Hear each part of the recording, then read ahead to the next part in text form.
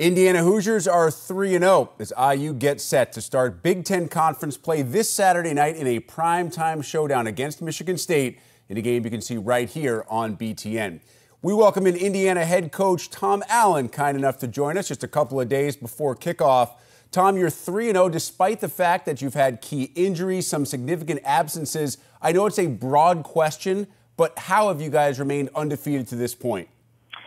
Well, really proud of our team. It's been, a good solid start for us. We're a very young football team, and so a lot of unknowns coming into the season, but really relied on some senior leadership, some key spots, and our offensive line has really led the way in the way they prepared and the way they performed, and that's led to good, solid offensive performances the first 3 weeks. And then our young defense has grown each week and got a little bit better and improved throughout the course of our non-conference play. And our special teams has been able to be very solid and got a big explosive play by Jayshawn Harris. There was a big punt return. The guys overcome so much. So just a really total team effort to be able to take care of business in the non-conference play and now get ready for Big Ten schedule.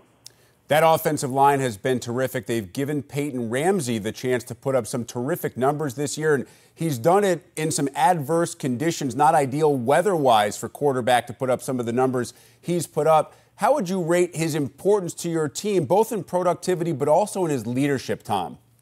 I would rank it pretty high. That position, demands production and leadership, and he's been a tremendous leader at that spot. It's a big reason why he was picked to be the starter. The way he's prepared and improved his body in the off season and his mental approach to the game. He's just such a great, steady guy that the team can rely on and depend on, and he's so consistent in how he performs and how he prepares each and every day. So I think it gives our guys a lot of confidence knowing that he's running the show and he's done a great job protecting the football and distributing the football and moving our offense down the field. So really pleased with his performance so far. Now he's got to elevate it and continue to grow as the season progresses. Tom, you touched on a young defense playing perhaps beyond its years. I know last year you and the team were a bit disappointed. The takeaways weren't there the way that they were the previous season in 2016 when that defense with USDC made a huge leap. So what's the difference from last year to this year in the productivity, especially after shutting down a Ball State team that gave Notre Dame all they could handle the previous week? Well, you're correct. We've had some early season challenges. I thought Virginia's run game was extremely impressive, and that was a monsoon game, so it affected the ability to throw. And then what Ball State did at Notre Dame was extremely impressive, and we knew we were going to have to play well defensively to stop them. And then FIU hung 62 points on the opponent they played after they played us. So I thought the guys, and in terms of young, we were playing a lot of players on defense. We played 33 guys so far this season on defensive side of the football, and about 28 to 30 per game.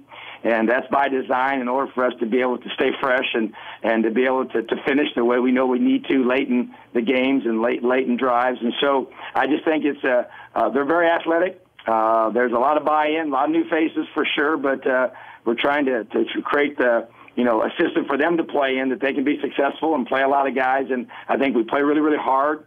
They've tackled well. We've created takeaways. We reemphasize that in this whole process, this whole offseason, spring ball, and fall camp. So just kind of a whole, back to basics, approach for us defensively to create takeaways, tackle extremely well, and play with phenomenal effort. That's our key to success on defense. Tom, should be a great atmosphere under the lights on Saturday. You guys back under the lights. Hopefully the weather will be a little bit better this time around. But regardless of what Mother Nature provides, what kind of challenges does Michigan State provide? Well, very, very good football team, big and physical.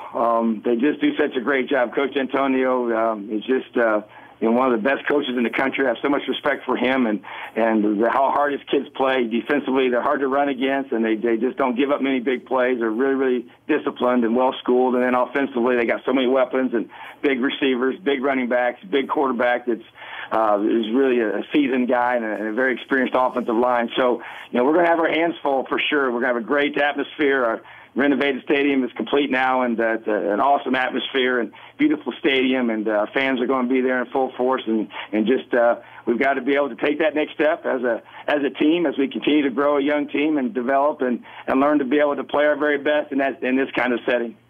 Michigan State, Indiana, 7:30 under the lights from Memorial Stadium in Bloomington. You can see it right here on BTN. Tom, as always, thanks for the time. Best of luck on Saturday against Michigan State. Thanks, Rick. Appreciate it. LEO.